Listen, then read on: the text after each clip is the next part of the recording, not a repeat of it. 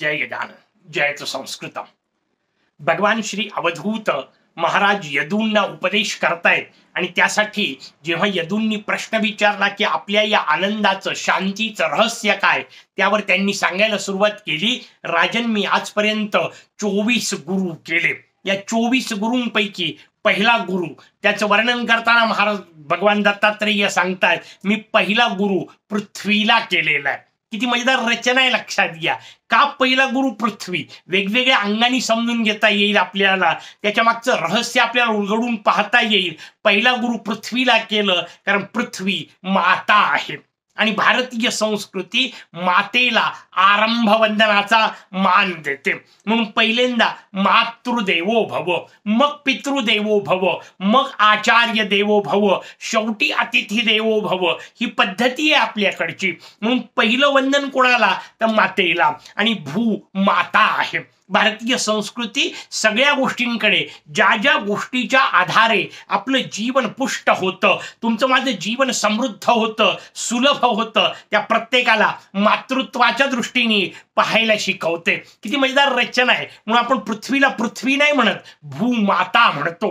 गाईला आपण नुसती गाय नाही म्हणत, गोमाता म्हणतो। नदीला आपण लोकमाता म्हणतो, गंगा मैया म्हणतो। किती मजेदार रचना आहे, लक्षात घ्या। तुळशीला वृक्ष नाही समजल्या जात, तुळशी माता असते। या सगळ्यांना आपण मातृत्व भावनेने पाहतो। जगातली प्रत्येक स्त्री, एखादी विवाह म्हणून आपल्या आयुष्यात आलेल्या स्त्रीला अपवाद ठेवा, बाकी सगळ्यांकडे मातृत्व भावनेने पाहायला शिकवणारी तुमची माझी संस्कृती आहे। या देवी सर्वभूतेषु मातृरूपेण संस्थिता, हा सप्तशतीचा उल्लेख आपल्याला सगळ्यांना माहिती असलेला आहे। लक्षात घ्या, सहज आपल्या घरात काम करण्याकरता येणारी जी महिला असते, स्त्री असते, तिला सुद्धा आपण कामवाली मावशी असं म्हणतो। हा मावशी शब्द व्यवस्थित लक्षात घ्या, किती गोड आहे। तो लक्षात घेण्याकरता ना आपल्याला हिंदीतला शब्द लक्षात घेतला की आपल्याला पटकन कळेल, मासी।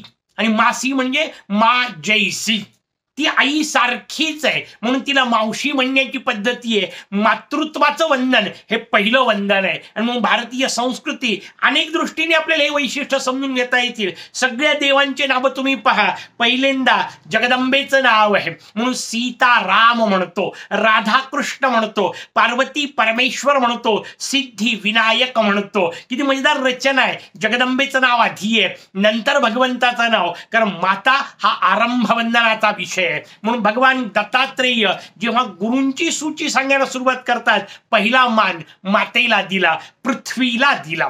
आणखीन वेगळ्या पद्धतीने विचार करता येईल, पहिले पृथ्वीच का?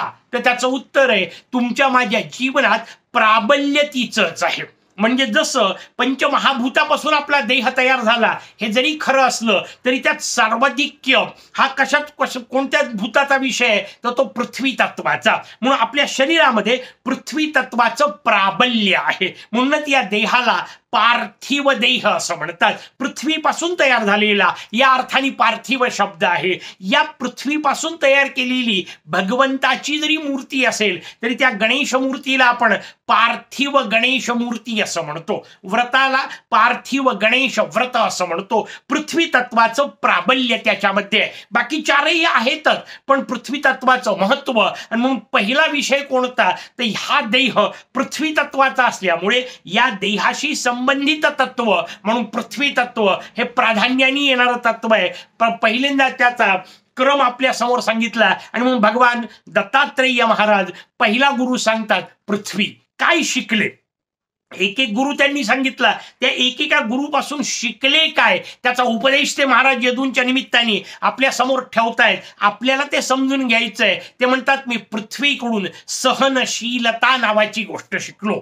त्या सहनशीलतेचा स्वाभाविक परिणाम जो आहे तो क्षमाशीलता, ती गोष्ट मी पृथ्वीकडून शिकलो। किती मजेदार रचना आहे, लक्षात घ्या। भारतीय संस्कृतीमध्ये निरुक्त नावाचा दिव्य ग्रंथ आहे, ज्याच्यामध्ये वेगवेगळ्या शब्दांचे, पर्यायवाची शब्दांच्या सूची आपल्या समोर दिलेले आहेत, त्याच्यावर विवेचन आहे। आणि मग पृथ्वीचे जे वेगवेगळे नाव दिले, गाम, ज्मा, क्षमा, तिचं क्षमा हे पृथ्वीचं नावच वापरलंय, लक्षात घ्या। पृथ्वीला क्षमा असंच म्हणतात. याचा अर्थ ती क्षमाशालिनी आहे, क्षमा करणारी आहे. तिला सहनशीलता तिच्याकडून मी शिकलो हे दत्त महाराज आपल्याला सांगतात. म्हणजे काय तर तुम्ही जितका जितका तिला त्रास द्याल तितकी तितकी ती सहनच करते, उत्तर नाही देत कधी, त्याच्यावर कधी ती क्रोधित होत नाही. वास्तविक आपण किती त्रास देतो, किती कचरा करतो, दिवसभर तिच्यावर आपलं वजन ठेवतो, नाना प्रकारे तिला खोदकाम करतो, कचरा करतो, नांगरणी करतो, वेगळ्या अर्थाने ओरखडे काढणे आहे की नाही अंगावर. जर पृथ्वी ही एक माता म्हणून, स्त्री म्हणून समजले तर नांगरणी करणे हे जणू काही तिच्या अंगावर ओरखडे काढण्यासारखं आहे. पण पृथ्वी क्षमा करते, नुसती क्षमा नाही करत, उलट अशा नांगरणीनंतर ती आपल्याला अद्वितीय धान्य प्रदान करते. तिला आपण खोदून काढतो, गड्डे करतो तिच्यामध्ये, पण ती चिडून नाही जात, संतापून नाही जात, उलट जीवन प्रदान करते. पाण्याकरता संस्कृतमध्ये शब्द जीवन वापरला, ती आपल्याला जीवन प्रदान करते. याचा अर्थ जितका जितका आपण तिला त्रास देतो ना तितकी तितकी ती आपल्याला उपयुक्त गोष्ट देते, खाद्य पुरवते, आधार पुरवते आणि जीवन म्हणजे पाणी पुरवते. सोप्या शब्दात अन्न, वस्त्र, निवारा या तिन्ही गोष्टींकरता आपण त्या पृथ्वीवरच अवलंबून आहोत. आणि मग त्या पृथ्वीतून येणाऱ्या या सगळ्या गोष्टी असल्यामुळे स्वाभाविक तिला या प्रत्येक गोष्टीने खरं तर त्रास होत आहे, पण ती क्षमा करते, हे तिच्याकडून शिकण्यासारखं आहे. हा भाव आपल्याला भगवान दत्त प्रभूंनी पहिल्यांदा सांगितला. अर्थात हा झाला एक गुण.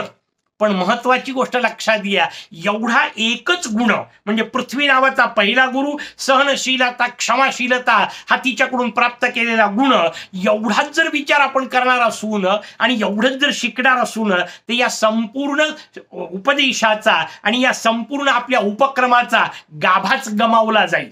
का? कारण आपण पाहतोय ही स्वयंशिक्षा पद्धती आहे.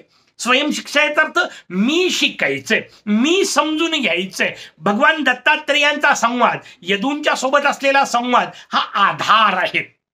कशासाठी? समजून कसं घ्यायचं, कोणत्याही गोष्टीकडे पाहायचं कसं, त्यातून गुण प्राप्त करायचे कसे, शिकायचं कसं हे सांगण्यासाठी एक माध्यम म्हणून आपण तो संवाद निवडलाय. पण केवळ तेवढंच जर केलं तर सगळा गाभा गेला. मग काय करावं लागेल? त्याचं उत्तर आहे पृथ्वीकडून मी आणखीन काय शिकू शकतो. त्यांनी जे सांगितलं त्याच्या पलीकडचं चिंतन. कारण लक्षात ठेवा, श्रवणानंतर मनन नावाची गोष्ट भारतीय संस्कृतीने सांगितली. संवाद आपण श्रवण करणार आहोत.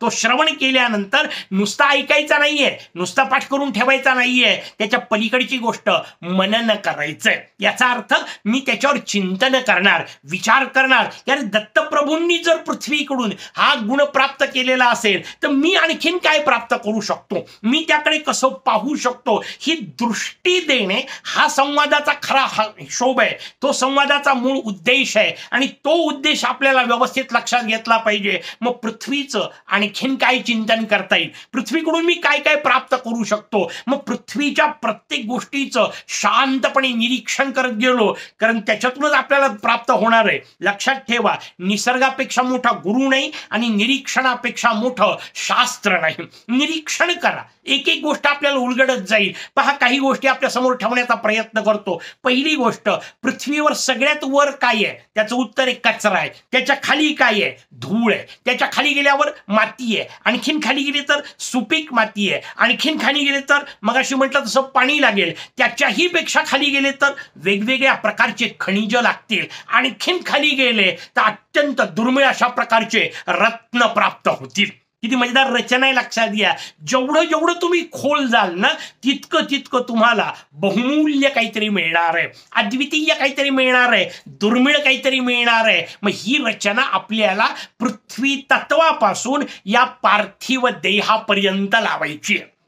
म्हणजे आपल्याला उपदेशाचा नेमका गाभा लक्षात येईल की मी असं त्या पृथ्वी तत्वासारखं माझ्या पृथ्वी पार्थिव देहामध्ये जितकं जितकं अंतर्मुख होत जाईल, जितका जितका खोल उतरत जाईल, तितकं तितकं मला दुर्मिळ प्राप्त होणार आहे, दिव्य काहीतरी प्राप्त होणार आहे. केवळ शरीराच्या माध्यमातून मिळणाऱ्या आनंदापेक्षा मनाच्या पातळीवर जर मी गेलो तर मानसिक आनंद अधिक आनंद देणारे असतील, बौद्धिक पातळीवर गेलो तर ती बौद्धिक पातळीवरच्या सुखांचा विचार जो आहे, आनंदाचा विचार आहे, तो अधिक सुंदर असणार आहे, अधिक व्यापक असणार आहे, अधिक चिरंतन असणार आहे. कारण शरीराचे सुख तात्पुरते असणार आहेत, काही तासात संपून जाणार आहेत. मानसिक सुख तसे नाही आहेत, बौद्धिक त्याच्या पलीकडचे आहेत. मग असं आतमधलं उतरत जास्तीत जास्त खोल जात अधिकाधिक सुंदर अर्थ समजून घेणे, अधिकाधिक सुंदर आनंदाचे आयाम प्राप्त करणे, याला पृथ्वी गुरु करणे असं म्हणतात. आणखीन मजेदार एक गोष्ट आपल्याला सांगतो,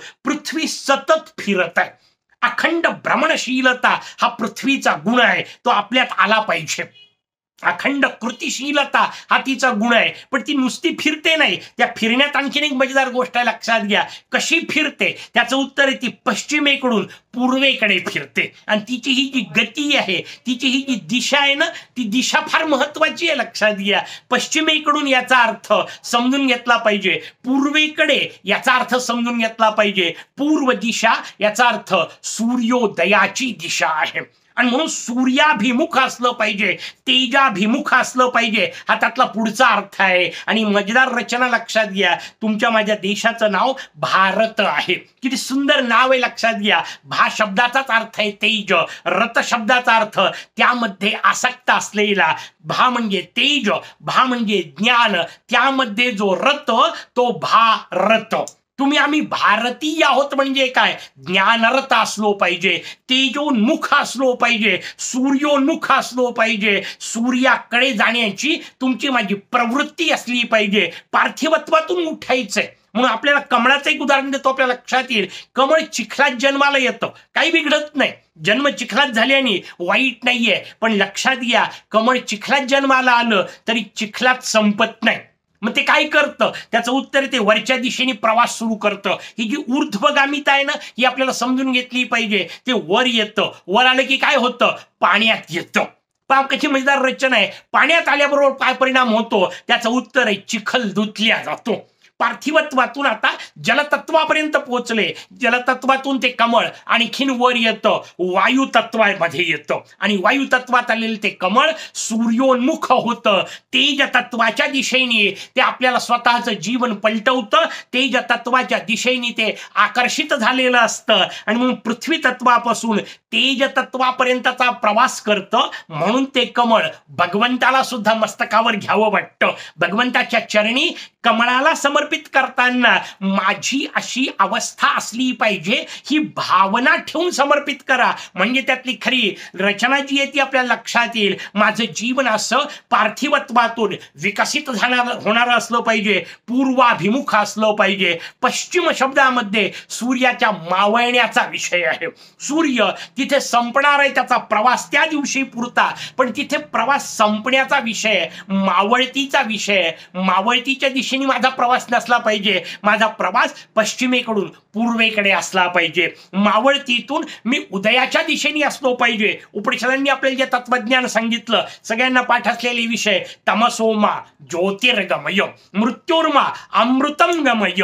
ही जी रचना आपल्याला माहिती आहे, ती रचना इथे अपेक्षित आहे. अंधाराच्या दिशेने प्रवास नसला पाहिजे, जीवनाचा प्रवास तेजाच्या दिशेने असला पाहिजे, सूर्याच्या दिशेने असला पाहिजे. जीवन प्रवाहित असलं पाहिजे आणि सूर्योन्मुख स्वरूपात प्रवाहित असलं पाहिजे. ही रचना आपल्याला पृथ्वी सांगते. आणि म्हणून पश्चिमेचा संबंध शेवटी अंधाराशी आहे, पश्चिमेचा संबंध शेवटी वाईटाशी आहे, पश्चिमेचा संबंध, पाश्चिमात्य हा शब्द वापरत आपल्याला पटकन कळेल, भोगाकडे आहे.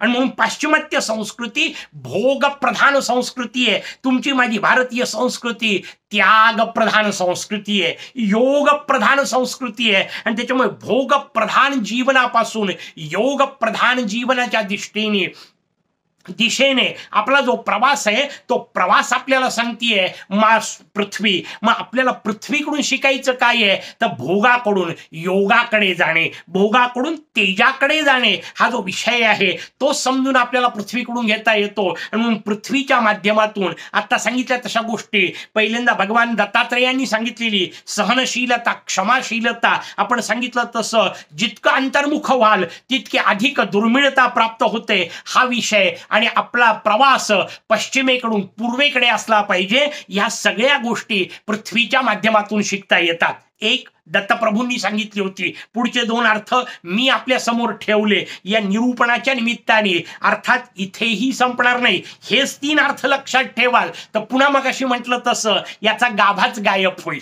याचा गाभापासून आपण दुरावले जाऊ तसं नाही करायचंय. एक अर्थ दत्तप्रभूंनी सांगितला, निरूपणासाठी दोन मी आपल्या समोर ठेवले, तीन अर्थ झाले. चौथा, पाचवा, सहावा आपल्या बुद्धीत प्रवाहित कसा होईल, तो कसा प्रगट होईल यासाठी चिंतन करणे आणि त्यासाठी अभ्यासाला सुरुवात करणे. मग खऱ्या अर्थाने भारतीय स्वयं शिक्षा पद्धती होईल. आपल्याला तशा प्रकारच्या चिंतनासाठी प्रेरणा प्राप्त व्हावी अशी भगवंताच्या चरणी प्रार्थना करून थांबू. दुसरा गुरु उद्याच्या भागात. तोपर्यंत जयतु संस्कृतम.